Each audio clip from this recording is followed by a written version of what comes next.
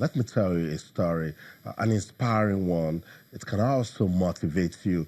It's a story of Nigerian Amputee football team. These guys, they're exploring possibilities. With one physical challenge to another, they have picked up crutches to play at the Amputee Football World Cup that will take place in Mexico, and it's going to start in barely a week's time. That's them right there at the National Stadium in Surulere, Lagos. They're staying inspired. Nothing is letting them down. They have been invited to compete at the Amputee Football World Cup, but funding has been a major problem, and they've been going around seeking support here and there. Shout out to the Super Eagles. They contributed money together for the team, raised about 6 million naira for them. But they need more. They need to be at the World Cup. 15 players, 2 officials. Nigeria has been invited to this competition 3 times, but they have missed out due to funding. But these guys are staying focused. They are believing. They're exploring opportunities. They are saying to themselves that they can dare the untried and do the impossible. And that's the story I want to tell you tonight on the program. Stefan Lovren is an international sports journalist. Stefan has been following Nigeria Amputee football team since 2009, and he's still interested in their progress and believes that they can compete at the Amputee Football World Cup in Mexico. Let's go to Stockholm in Sweden. Stefan Lovren is standing by to talk to us, tell us more about this team and why he believes they are telling us an inspirational story. Good evening, Stefan. Welcome to Sports Tonight. Hello, Austin. It's great. Thanks for having me on the show. Awesome. Stefan, the Nigerian Amputee football team, you know so much about them. You've been following them. How much of a motivational story do they have to tell the world? Oh, boy.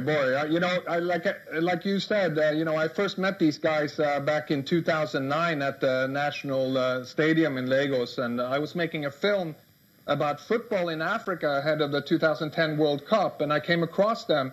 And immediately I was just so blown away by what they were able to do. You know, they're using crutches on the pitch. And I have to tell you, the strength and the stamina that it takes to play this sport, it's just phenomenal. And for me, they've been just an incredible inspiration. The love of the game that they show is just awe-inspiring. I know. But it's been challenging because you look at mobility is a problem for them. And of course, amputee football is not so big. Let's also put it out there that it's not under the watch of the Nigeria Football Federation. So That's funding true. is a major problem, Stefan. It has been a major problem. You know, like I think you mentioned that they've been invited to the World Cup 3 times before, but they've never been able to make it because of a lack of funding. And, they've been able to come back each time and push on. And here we are now a 4th time, and we're so close to, or they're so close to getting to the World Cup. And as you mentioned, they've had the financial support of the Super Eagles and also from the Nigerian Football Federation that has chipped in, even though they are not part of the Football Federation. But there is still a gap to fill, and there are people working on closing that final gap, and it would mean everything to these guys if they were able to go and realize their dream and compete in Mexico. I know, and they're living the dream. They are believing. We're glad that persons are beginning to come up to say, look, we will support you, but more needs to be done. Stefan, and Nigeria has been tipped as a top contender. I'm particularly looking forward to them telling the world their different stories of how they defeated different difficulties to get to the World Cup. Right.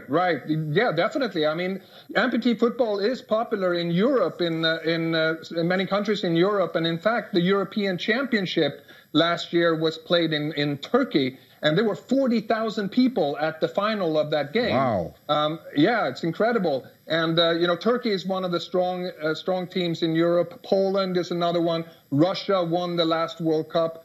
But Nigeria, there are some very good teams in Africa. Angola was in the final of the last World Cup, and Nigeria and Ghana also are considered to be strong contenders and dark horses, if you will. Do you have updates as regards the team? The last we know is that it was a good news, actually. They got visas to go to Mexico. What's next for them? Well, they did get visas to get to Mexico, and that wasn't an easy task to do. We've gotten them passports and everything, which is, most of these guys did not have passports.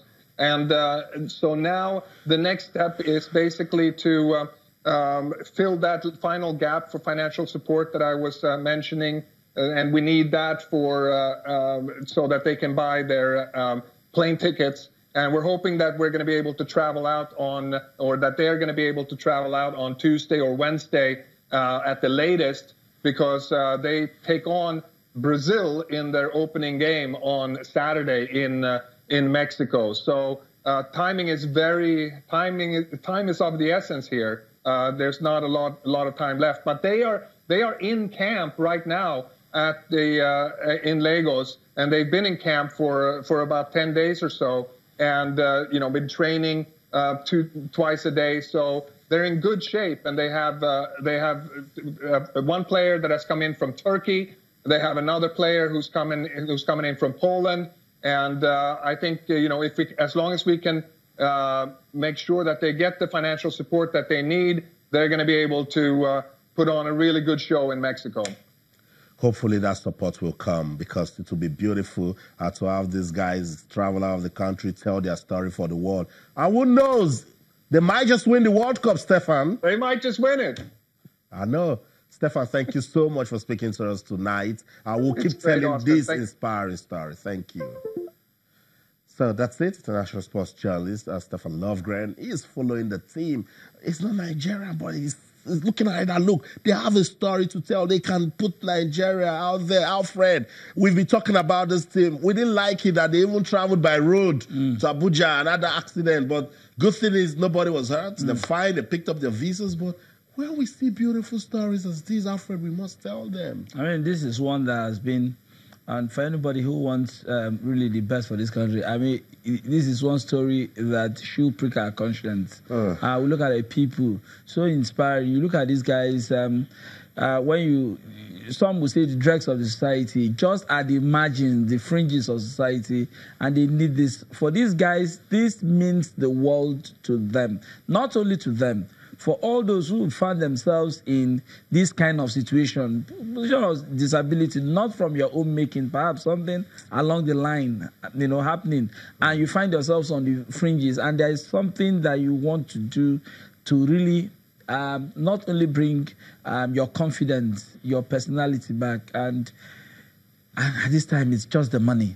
I mean, are we not charitable? I mean, so far the support has been enormous. It's been massive, but we need to do more. We really need to do more. I think it won't be too much if somebody just picks it and just say these guys, 15 players, 2 officials. Yeah. Wednesday or Thursday, like Stefan said there, time is of the essence. Yeah. They play Brazil on Saturday, so these guys need to be there. And for their condition, they need to get there, rest, relax, acclimatize, and go out to represent the country. Not even that, Alfred. As a country, we need to take care of this sort of persons. We need to give them priority. Sometimes I go to the stadium just at the back of the media center because they can't afford transport fare back home. You see some of them sleeping there. Amputee footballers. I mean, it all boils down to what policies that we have, the kind of policies that we have. That you look at, some will say even guys who are able-bodied, who do sports, have not even been taken care of. I mean that's just the simple. When it comes to being simplistic, that's just the simple explanation some will give. Right? It just shows the gap that we have that we've not been able to fill. That of knowing, placing a value on ourselves. How do we see each other? What is the least in terms of when it comes to rules of engagement that we have to as Nigerians? So what are the benefits of being a Nigerian? Are these guys not members of the society that they can be taken care of? I mean, elsewhere you say they're different. If you look at these people, you look at other countries. Yeah. They will show up. African countries, they will show up. There you go. It mentioned African countries that they are looking forward to having at the competition, and you find out that Angola we'll go there. Ghana will go there. We'll go there. So why not Nigeria? And Stefan, I just mentioned that they have been trying to go since 2004. This is 2018. I'll tell you a story of how much these guys have been believing and saying that no, they cannot go down. They have been keeping faith, saying that they can tell the world an inspiring story. In early 2017, one of their top players, his name is Goodluck Obieze, he had an accident.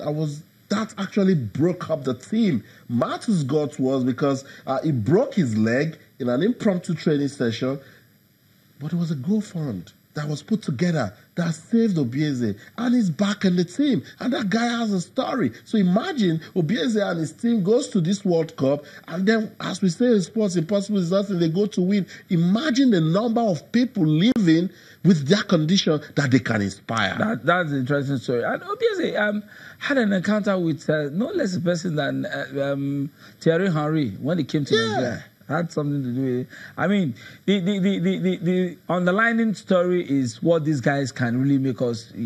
Whatever you find, in whatever situation you find, you can rise above the situation you find yourself. And this is a very touching story. Kudos to all of the guys who've made all of the right noises, noise so that support can come in. Nigerian Football Federation has weighed in with its own. The players of the Super Eagles have also weighed in. I mean, one or two corporate bodies coming into a company, kitting them and the rest of them, trying to sell kits to fund. And these are ways, but I think we need to do more. When it comes to, corporate social responsibility, we have big earners, the big players in this society that can just look at this story and say, okay, you know what, we can write all this and let these guys go show the world what they really have in them. This is a good way to leave a mark. Positive mark in the society. Let's see ways that we can support the Nigerian amputee football team and their quest to live their dream, to go to the World Cup and represent the country. We'll continue to monitor. They've planned to leave the country on the 23rd. Today is the 19th. Let's see. It's a beautiful story, and I want us to keep talking about it. So let's help them get to the World Cup.